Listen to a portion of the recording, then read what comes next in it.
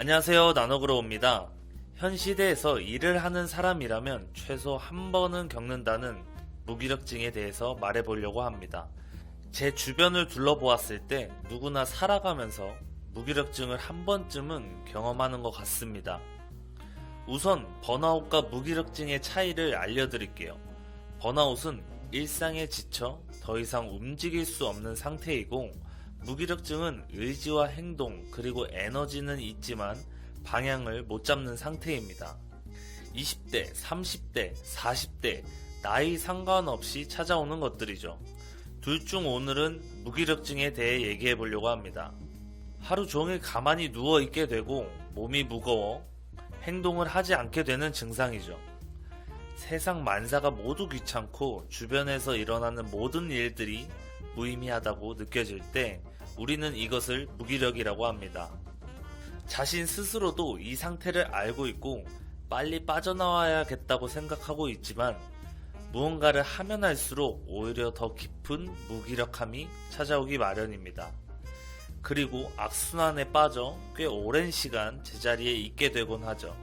하지만 별것 아니라고 이 또한 시간이 해결해 줄 거라고 손 놓고 있다간 일상생활에 더 큰 타격을 입을 위험이 크죠. 오랜 시간 지속될 경우 자책감이 생기고 자존감과 자신감은 끝도 없이 떨어지게 됩니다. 살아간다는 것 자체가 답답하고 막막하고 고통스럽기까지 할 것입니다. 이 증상들이 심해진다면 극단적인 선택까지도 생각할 수 있게 되죠. 제 얘기를 드려볼게요. 저는 작년에 회사를 다니지 않고 유튜브 혹은 쇼핑몰을 하며 다양하게 일을 했었습니다. 쇼핑몰에서 기대한 만큼 결과가 나오지 않더라고요. 생각을 하다가 결국 아무것도 손에 안 잡히는 상황이 오고, 그렇게 집에서 아무것도 안 하게 되었지만 쉬고 있다는 생각은 전혀 들지 않았습니다. 다른 사람이 나를 봤을 때는 휴식을 취하고 있다고 생각할 수 있겠지만 제 자신을 바라봤을 때는 휴식을 하고 있다는 생각을 하지 않죠. 계속 머릿속에서 이런 생각 저런 생각을 하고 있으니까요.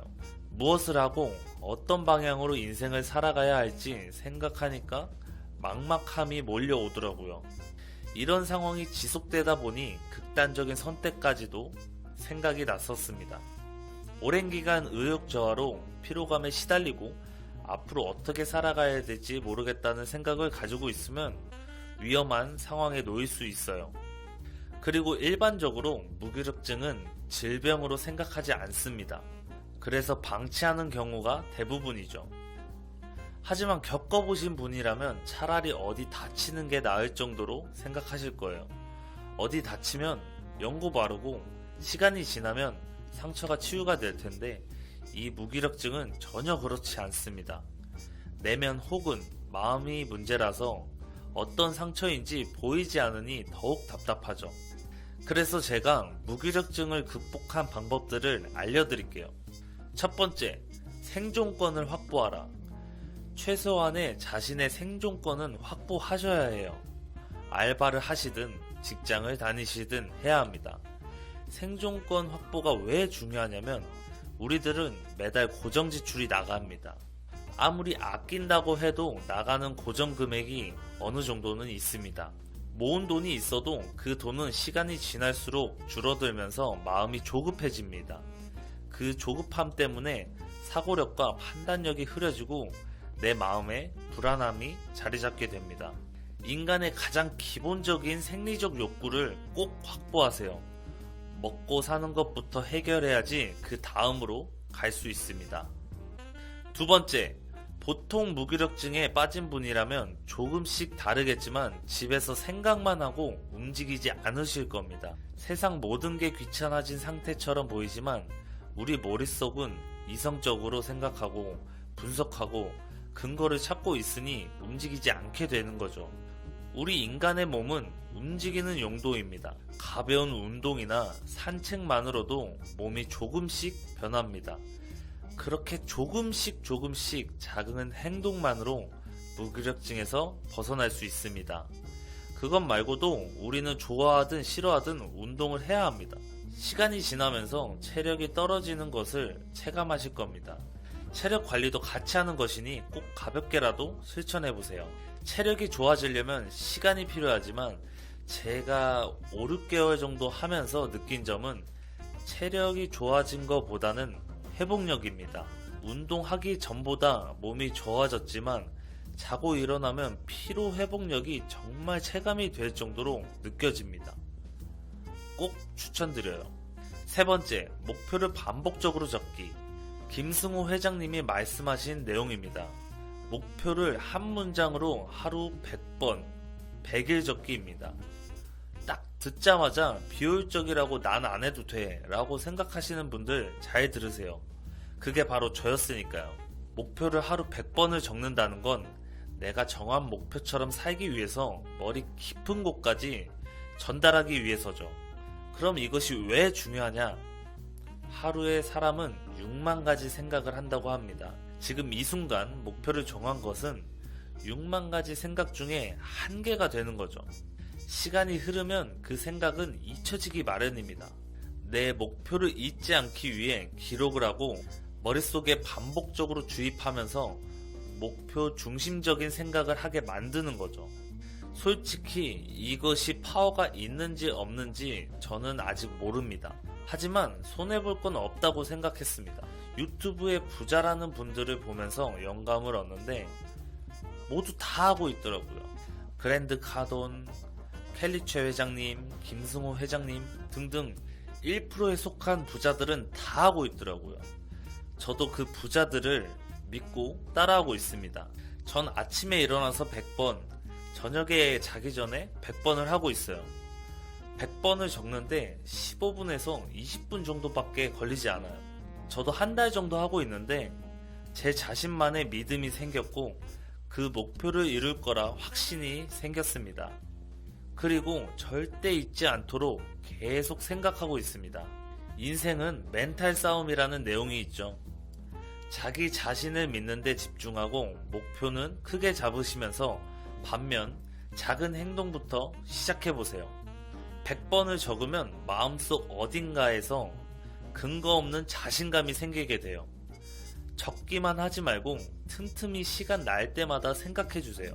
그리고 자신에게 작은 행동을 하면 과하게 칭찬을 해주세요. 솔직히 3번까지만 해도 무기력증은 바로 완치될 거라 확신합니다. 네 번째, 영상과 책은 문제 해결하기 위해서 보는 것이다. 독서는 부자분들이 강요할 만큼 아주 중요하죠. 하지만 책만 많이 본다고 우리들의 문제는 해결되지 않습니다. 문제가 생기면 책을 읽고 행동을 하면 되고, 요즘에 문제가 생기면 유튜브 영상을 보고 행동을 하면 됩니다. 그런데 공부만 하고 생각만 하다가 행동은 안 해서 무기력증에 빠지는 겁니다. 공부를 하는 건 좋지만 저는 이렇게 생각합니다. 제 영상을 보고 계신 분들은 이미 많은 정보를 공부했고 이제 행동만 하면 된다는 것을요. 행동을 해야 우리는 변할 수 있어요. 행동이 어렵다면 과정을 짧게 만들어 보세요. 전 동기부여 책과 영상을 보면서 항상 의심하고 저건 나도 이미 알고 있어 라며 봤습니다. 그래도 꾸준히 보기는 했어요. 다만 행동을 하지는 않았죠. 그렇게 몇 년이 지나면서 봤는데 제 인생은 변한 게 없어요. 그냥 방구석에서 생각만 하고 몸은 돌처럼 굳은 사람인 거죠. 공부를 하고 써먹지 않으면 결국 인지만 한 것이고 결과는 절대 생기지 않더라고요. 움직이셔야 됩니다. 무기력증이시라면 머릿속에 굉장히 생각이 많으실 겁니다. 개인적으로 무기력증은 똑똑하신 분들이 오는 거라고 생각합니다. 자기 인생에 대한 생각을 꾸준히 하는 사람들이니까요. 두뇌는 엄청 활발한데 이 마음을 먹지 못해서 항상 자신이 잘할 수 있을지 의심을 하는 거죠. 그러다 보니 행동으로 이어지지 않게 됩니다. 여러분은 충분히 잠재력이 있습니다. 저도 부족함이 많지만 이렇게 열심히 배워서 적용해 나가고 있어요. 여러분들도 필요한 것만 젓가락질처럼 쏙쏙 빼서 적용해 보시길 바랍니다. 정리하자면 1번 생존권을 확보하기, 2번 가벼운 운동 혹은 산책하기, 3번 목표를 기록하고 생각하기, 4번 책과 영상은 문제를 해결하기 위해 보는 것이니 지식 습득은 이제 그만. 무기력증에서 빠져나왔던 경험과 방법을 알려드렸습니다. 이제 여러분의 선택만 남았습니다. 제 영상이 도움돼서 벗어나시길 바랍니다. 도움이 되셨다면 구독, 좋아요, 알림 설정 눌러주세요.